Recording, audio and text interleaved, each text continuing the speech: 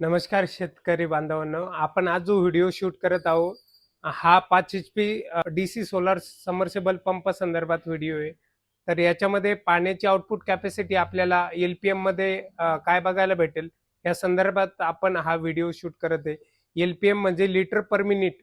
तर एका मिनिटाला आपल्याला किती पाण्याची आउटपुट कॅपॅसिटी कोणत्या हेडवर 5 HP ची बघायला भेटेल हा संदर्भात आपण हा छोटासा व्हिडिओ शूट करत आहोत.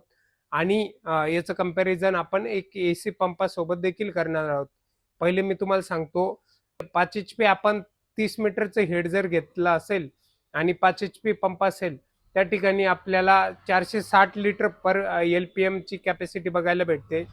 तर त्याच जागी आपल्याला 50चं जर हेड आपण त्या ठिकाणी घेत असेल तर आपल्याला 260 लिटर पर मिनिटाला आपल्याला ती कॅपॅसिटी बघायला भेटते.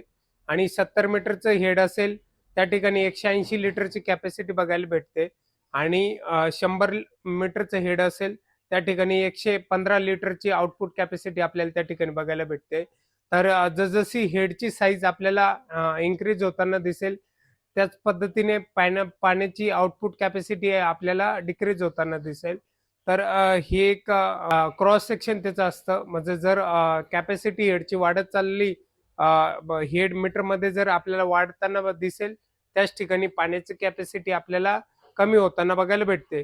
आणि जर हीच कॅपॅसिटी आपण AC पंपासोबत जर कंपेअर केली तर या ठिकाणी मित्रांनो AC पंपाची आउटपुट पाण्याची कॅपॅसिटी जास्त प्रमाणात आहे. 5 HP मध्ये जर आपण बघितलं तर 30 मीटरचं हेड जर असेल तर 470 लिटर आपल्याला LPM मध्ये कॅपॅसिटी बघायला भेटणार आहे.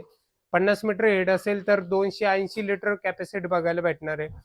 70 मीटरचं हेड असेल तर 200 लिटर आणि 100 मीटर हेड असेल तर 150 लिटर. तर अशाच नवनवीन सोलार पंपाच्या आणि सोलार रूफटॉपच्या व्हिडिओसाठी आपल्या चॅनेलला लाईक, शेअर आणि सबस्क्राईब करा. धन्यवाद मित्रांनो.